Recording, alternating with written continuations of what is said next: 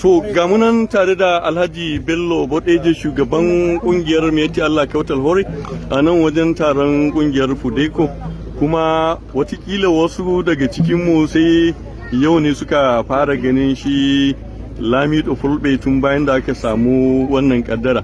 Alhaji Bello Bodeje me zaka ce wa jama'ar ka a Najeriya gaba daya? To alhamdulillah mun kasance wannan gurin domin saboda ƙara farfado da al'adun Fulani da kuma jaddada zamantakewa tsakanin Fulani da waɗanda ba Fulani ba a Najeriya, musamman ta ma a yayin da wasu suke kokarin rarraba kawunan Fulani a ce Hausa Fulani ba gaskiya bane ko a Hausa zalla ko a Fulani zalla.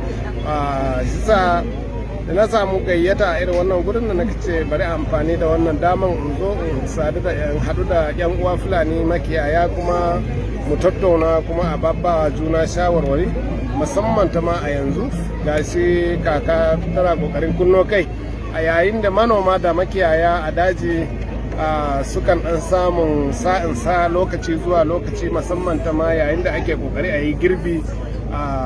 Mun kokari don jawo kan makiyaya akan su kula da abin da ya shafi kayan noma da aka yi ko kuma kayan gona duk da aka yi ko duk abin da aka nome a bar mai noma ya cire kayansa kafin a ce an yi wani abu.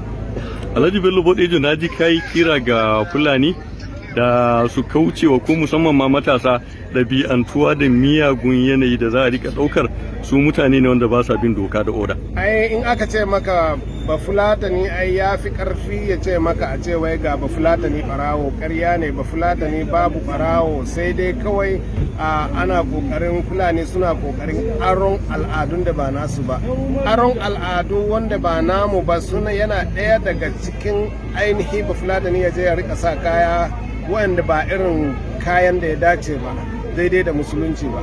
Kaga ba Fulatani mutum ya je ya yi aski irin wani yanayin aski, to wannan ana zaune ne tare da wasu mutane wanda ake zaune tare da su, to in ka duba ɗabi'unsu ne yake ɓata wannan. To muna ƙoƙarin keɓe Fulani da yanayi koko da yanayi abubuwa wanda ba nasu ba, al'adu wanda ba nasu ba. In ka duba al'ada na ba Fulatanin mutum shine ainihin fulaku, abinda ake nufi da fulaku kunya da kuma kawanci da kuma kauce ma duk wani abin da zai lalata ma ba Fulatani suna ko Fulani suna, shine ba Fulatani ke yi.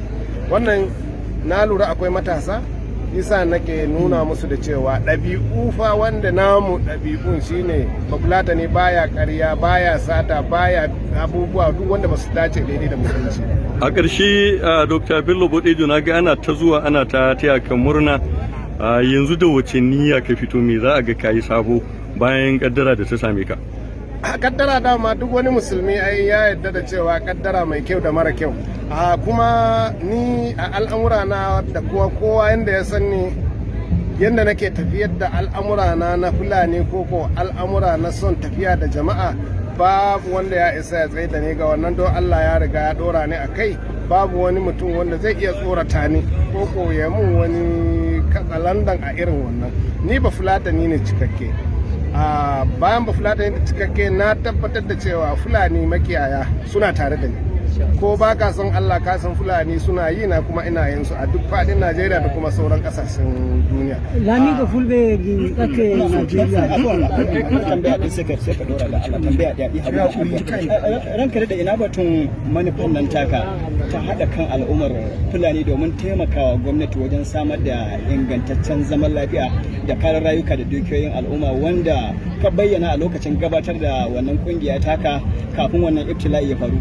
Lallai ilahin, kamar yadda kowa ya sani, dalilin jarraba wanda na shiga yana ɗaya daga cikin kafa ƙungiyar nomadic vigilante. Kowa ya san da wannan, ya ganni tare da su kuma mun abin nan tare da su, amma kuma Najeriya tana da dokokin tsarin mulki. Idan har duk abin da za a yi ya zamanto akwai zai yi karo da tsarin mulki, alhamdulillah dama ai harkan tsaro dama ba haƙƙin yaron ta a wuyana ba ne, haƙƙin yaron ta ne a kan gwamnatin tarayya.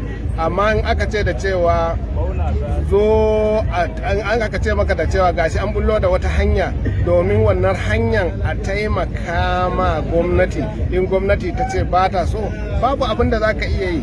Amma dukkan wani al'amura wanda ya shafi wayar da kawuna akan mutane, zaman lafiya da sauran haɗin kan Fulani da sauran tabbatar da cewa Fulani ba su shiga rigingimu ba, Fulani ba su shiga fadawa a cikin wani hidima na jahilci ba, wannan fafutuka yanzu muka fara za mu ci gaba da shi. Amma a harkar tsaro mun bar wa gwamnati. Dr. Bello Bodeji mun gode kwarai.